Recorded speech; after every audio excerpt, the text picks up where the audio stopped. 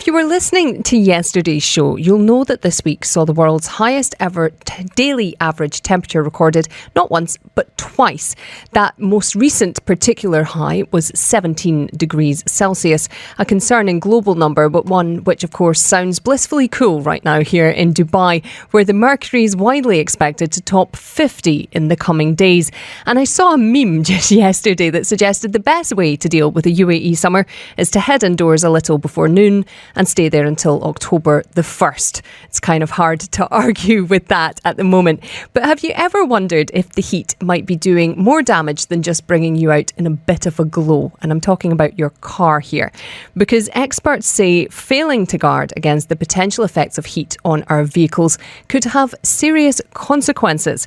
To find out just what sort of damage we're talking about and how we can prevent it, I'm joined now on the line by Craig Stevens, the CEO of DubiCars. Craig, good morning. How are you? Yes, good morning. Can you hear me? I can hear you. Hello. How are you? Yes, good morning. I'm very well. I'm very well, thank you. How are you doing? Not too bad, thank you. Not too bad. Keeping cool inside. I guess first of all, tell me broadly whether the heat is something that car owners have to worry about. Definitely. It changes a few things, actually, both in the car and our behaviour. There are a few things we need to talk about. I will reference a few on your show today, but there are a few things, actually. So I would urge people just to check out the blog we've just written on our website, DubiCars.com, just to check those things out. But let me cover off a couple of key areas that we should consider. Firstly is the most serious one about not leaving children or animals in your car. And I know it sounds like common sense, but even if you're parked somewhere and you're parked in an underground car park and you've left the air conditioning on, please don't leave your children and your dogs or cats in your car, because actually all your car is doing in a confined area is sucking in all the exhaust fumes, which obviously is bringing carbon monoxide into the car, which is incredibly dangerous. So even if you're parked in a car park, don't leave your children and pets in the car, take them out with you. That's the first thing.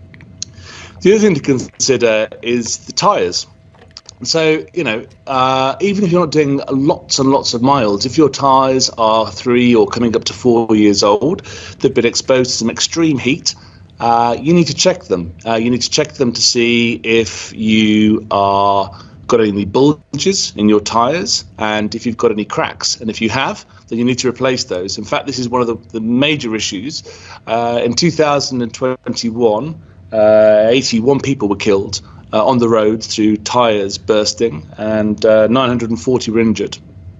And of course, we saw that terrifying video from Abu Dhabi the other day of one of the CCTV cameras on the roads showing a car crashing after its tyre blew out. How easily can that happen? And how you're mentioning bulges, but in terms of, I think a lot of us have those sort of temperature monitoring systems in our car that tell us what temperatures our tyres are. But what should they be at? Yeah, I mean, that's actually not the thing you need to be looking at. Okay. Because if your tyre the temperature of your tyres makes no difference. It's the how solid your tyre wall is and how solid that structure is, and that just goes over time. And you're looking for a bulge. In fact, I had one in my car only last year, and they're quite obvious. So as you walk around the car, just look for a bulge, look for any cracks in that tyre wall, and if you see any of those, just change them straight away.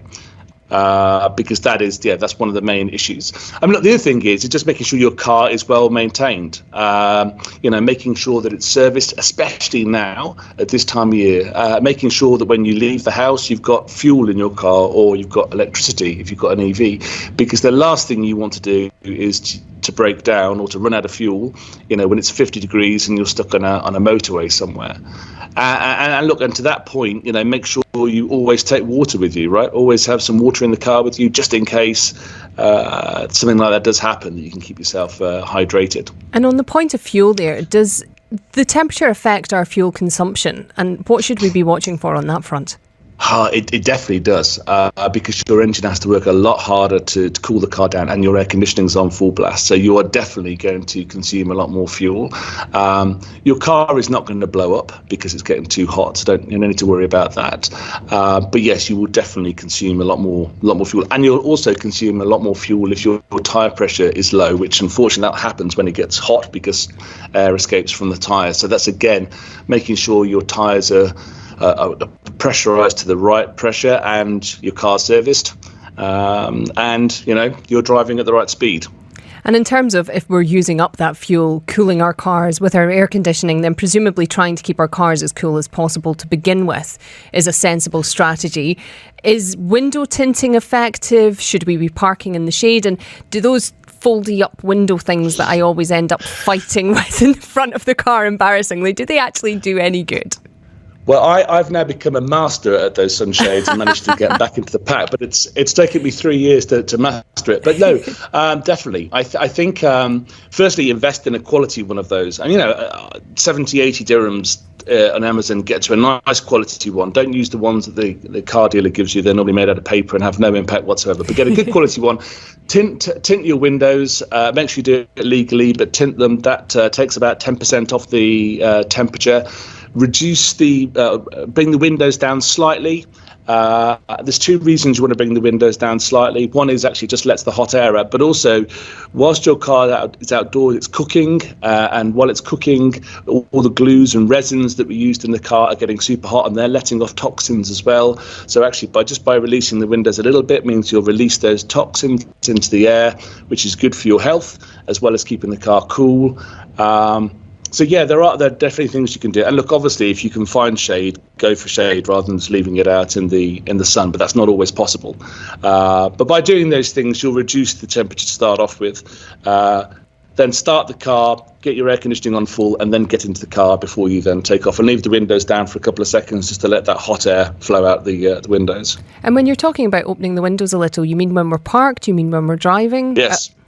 Both. Yeah, but when you're parked, when you're parked, just by about an inch, and when you first drive, just lower them down. That'll blow the hot air straight out, and the cool air will then stay in the car. And then you can put the windows back up again. Brilliant. And lastly, I've got 30 seconds left with you. If we look after our cars well in the summer, does it affect our resale value? Should we be sort of worrying? I've heard horrible things about things melting in cars and all sorts of stuff going on if you just leave it parked in the sun and you don't pay any attention to any of these pieces of advice. Yeah, look, I think resale value, but also just how much it's going to cost you to repair everything. So, yeah, I mean, definitely by giving your car a bit of attention, being sensible, protecting it as best as you possibly can, investing in servicing and making sure your tyres are right will not only help you in terms of safety, it'll also save you money in terms of not having to replace things. And yes, and when it comes to sell it, you'll make more money as well. So it's definitely worth making the investment in time and money. Brilliant. That's Craig Stevens there, CEO of DubiCars, discussing how we can and should take action to keep our cars in good nick over the long summer ahead.